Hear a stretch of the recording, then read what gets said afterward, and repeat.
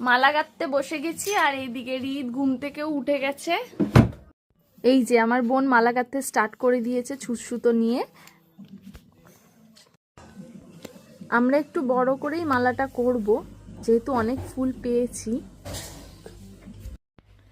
এই দেখো সবাই, কত বড় মালা হয়েছে, খুব সুন্দর হচ্ছে মালাটা। এই যে এখানে একটা মালা করছে আমার বোন, আর এই যে এই মালাটা আমি করেছি। এই শোনা, হাত দিস না। এই যে একটা মালা পুরো রেডি।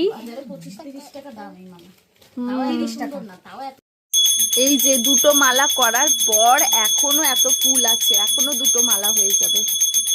আমাদের ঘরেই যেই শিবলিঙ্গ ছিল তাকেই প্রথমে অভিষেক করব দুধ গঙ্গা জল দিয়ে, এর মধ্যে মধু ঘিও মেশানো আছে। তো এই যে আমি অভিষেক করে নিলাম এবং শিব ঠাকুরকে পুজো দিয়ে নেব ঘরে। আর এই দেখো, এই শিব ঠাকুরের জন্য পুচকু একটা মালা করেছিলাম। তারপরে আমরা পাশেই একটা আমাদের মন্দির আছে, সেখানে চলে গেছিলাম।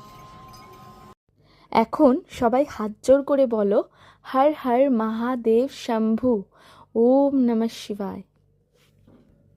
আজকে আমার মতো কারা কারা নির্জলা উপোস করেছো, অর্থাৎ জল আর অন্ন না খেয়ে, ফল না খেয়ে, মানে কিছুই না খেয়ে কারা কারা উপোস করেছো অবশ্যই আমাকে কমেন্টে জানিও।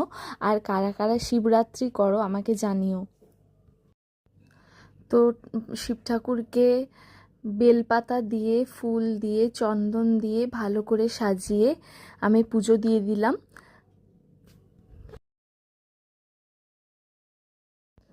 ভগবান সবার জীবনে শান্তি আর মেন্টাল পিস আনুক, এটাই আমি কামনা করি। তো সবাই আমার ভিডিওটা দেখে কেমন লাগলো অবশ্যই জানিও, আর সবাই ভালো থেকো। সবাই বলো ওম নমঃ শিবায়।